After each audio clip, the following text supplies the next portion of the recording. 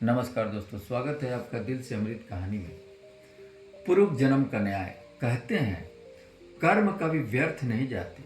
जो कर्म हम आज करते हैं वही अगले जन्म में हमारा भाग्य बनकर लौटते हैं।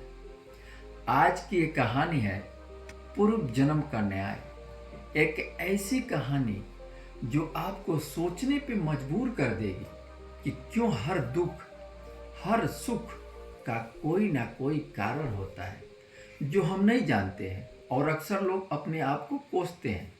तो चलिए कहानी शुरू करते हैं, बने रहें हमारे वीडियो के साथ। एक छोटे से गांव में राघव नाम का एक व्यक्ति रहता था। राघव बहुत ईमानदार, सीधा साधा और भगवान में अटूट विश्वास रखने वाला इंसान था। लेकिन उसकी जिंदगी में एक ही दुख था, कितनी भी मेहनत करे किस्मत कभी उसका साथ ही नहीं देती थी। हर बार जब वो कुछ अच्छा करने की कोशिश करता था तो कोई ना कोई बाधा आ जाती थी। कभी व्यापार में घाटा, तो कभी चोरी, तो कभी बीमारी के रूप में। वो अक्सर आसमान की ओर देखकर कहता था, भगवान, मैंने तो कभी किसी का बुरा नहीं किया, फिर मेरे साथ ही ऐसा क्यों हो रहा है।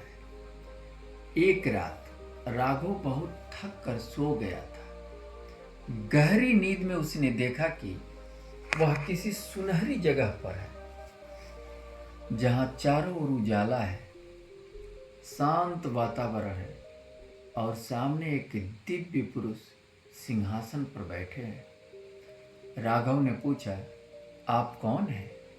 वो बोले, मैं धर्मराज यम हूं, तुम्हारे प्रश्नों का उत्तर देने आया।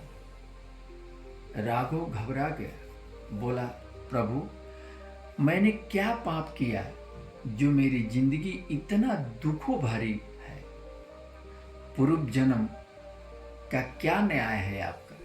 धर्मराज मुस्कुराए और बोले, राघव, तुम्हें याद नहीं होगा, पर पिछले जन्म में तुम एक धनी व्यापारी थे।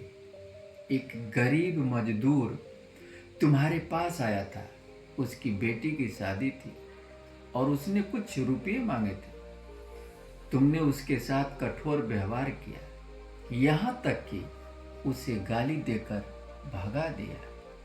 वह रोते रोते मर गया।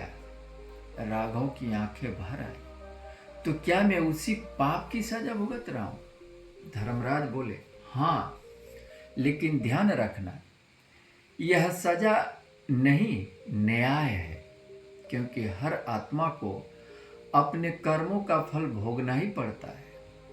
तुम्हारे अच्छे कर्मों के कारण तुम्हें मनुष्य जन्म मिला है, पर अधूरे कर्मों के कारण तुम अभी संघर्ष में हो।